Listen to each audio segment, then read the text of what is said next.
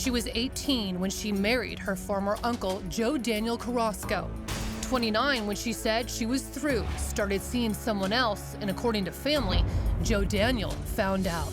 Of course, he gives in her phone and he sees that there was a specific one that she talked to. That was a Wednesday. After that, Daniel took drastic action, according to this text reportedly sent from Bianca to her sister Giovanna. It reads, Daniel emptied the account and opened another account without my name on it, so I have no access to money except my credit card, which is almost at the limit. She continued, I will not be controlled by a man and money. It was just 4 days after that, a Sunday, when Giovanna would speak to her sister for the last time. She talked about going to see a lawyer. We talked a little about the kids, what was going to happen with them, and she wasn't too sure because he wanted the kids, and they were kind of arguing about that. The positive is that I did get to tell her that I love her. What happened after that is now part of official police record. Bianca Carrasco was last seen on May 1st, which was a Sunday night. What we know is that her and her husband, Daniel, got into an argument over her speaking to another man, over her possibly wanting to leave him. She walks out the door and goes down the street. Daniel picks up their youngest child, puts her in the car, drives past her, leaves the other two children in the house. And then Bianca was gone.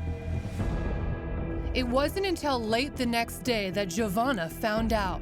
Monday, about 4 o'clock, was when he let me know that they had gotten into an argument and that she walked away from their house. And I said, where are the kids? And he said, they're at home. They were left alone. Giovanna is suspicious. So she just kept walking and left the kids? That doesn't make any sense. I called her phone. Well, her phone was off. Totally out of character. She's never turned her phone off. There is something seriously wrong. Then after discovering that Bianca never showed up for work, Giovanna texted Daniel. Can you call your aunt and ask her if she's talked to Bianca? Daniel responds, no, sister, just let her be for a little bit. Giovanna, she still doesn't have her car? Daniel, no, probably using that guy's. He said she probably left with one of those guys. And my reaction to that was leaving her kids with no car. That's not my sister. At night, it's not her at all. Giovanna took action, texting Daniel. On the other line, I called the police. Daniel responds, call me when you're done. Instead, Giovanna meets with officers to tell them what she knows.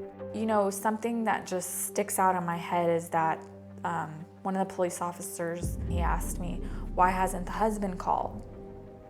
And I said, I don't know. And he said, well, give me his number, I'll call him. And he calls him right in front of me, and he lies and says he has the wrong number. After that, Daniel reportedly called police himself and finally made a report. So then, I believe it was that night, they finally listed her as a missing person. Then police bring the husband in for questioning. In these cases, and one of the first things, we look at the immediate loved one or the relative of the missing person. Mr. Carrasco has been cooperative with our investigators. It is our understanding that he thought that Ms. Carrasco was going to return home, so he didn't raise really any concerns and felt the need that he needed to make a report. Daniel tells police about Bianca's alleged affair, and officers follow up by questioning the man. But still, no suspects are ever announced, no clues to Bianca's whereabouts made public. In fact, no evidence of any crime at all. Some people, they go missing, they're adults, they just don't want to be contacted. At this point, we haven't had anything to show concretely that there was foul play involved. But after nearly a year of searching, police say they have assigned a homicide unit to the case. And if you ask Bianca's family, there's only one person they should be looking at. I'm not one to try to point the fingers at people, but I know how much he wanted the kids, and he, at one point even told me that he just wanted her to leave them alone. I just think there there were some reactions that maybe got out of hand and that she was hurt. I believe Daniel knows exactly what happened to Bianca. I believe Bianca is put in some sort of chemical or in concrete. That's what I believe. Bold accusations that demanded a response, which our CBS 7 affiliate in Odessa, Texas tried hard to get. Of course, I wanted to hear his side of the story. Reached out to him several times. The first time I called him, he said it was, in fact, Joe Daniel. Every time I told him who I was with or what I was trying to do, he hung up on me. And then the last few times I called him, he told me I had the wrong phone number. Yeah. Hi, Daniel. No, I'm sorry, you got the wrong number. Alexa was able to get an interview with Joe Daniel's attorney, who denied any involvement in Bianca's disappearance. He has been active in the case. He has attempted to work with DFPS. And the focus for him and for all of us working the case is to protect his kids. And that's our concern right now. We still wanted to give Joe Daniel his say. Last time I checked or was made aware, Joe Daniel was living here in Odessa with the 3 children. I've been told he works in oil, but this is West Texas, everybody works in oil, so it would be hard to track him down.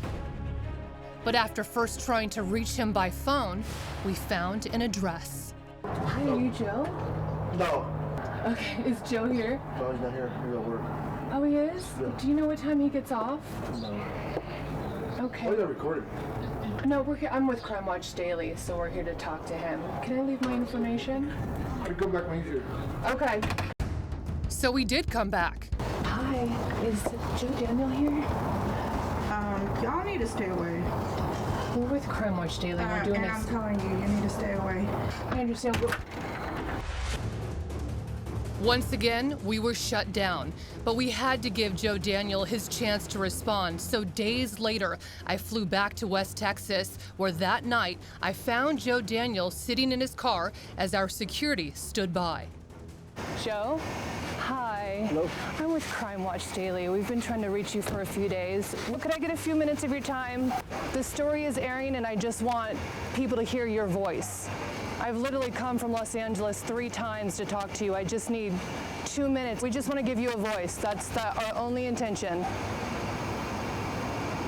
Because I don't want to air something without you. Joe Daniel wasn't saying a word.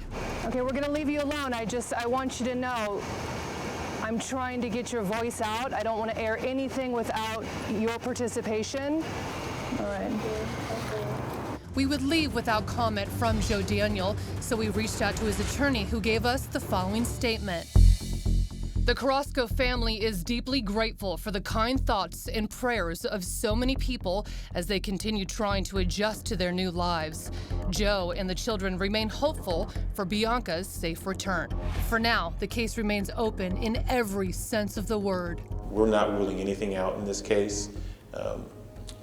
There could be some foul play involved. It's our hope that we can get some more information, hopefully from the public or for anybody else that knows anything about this case or Ms. Carrasco's whereabouts, to help us find out where she is, because we know that the family is grieving. And to that, there is no dispute. Just let her pick up the phone. Just let her pick up the phone and tell me she's okay. I miss her really bad. Really, really bad. I feel like I've lost a piece of me. Like, a piece of me is gone. And I'm trying to figure out how I'm gonna get through life without her. One more time, here's a look at Bianca Carrasco. She's 29 years old, 5'1" and 125 pounds, with black hair and brown eyes. She also has the letter B tattooed on her hip. If you've seen her or have any information where she might be, please call San Antonio Police. That number, 210-207-7662.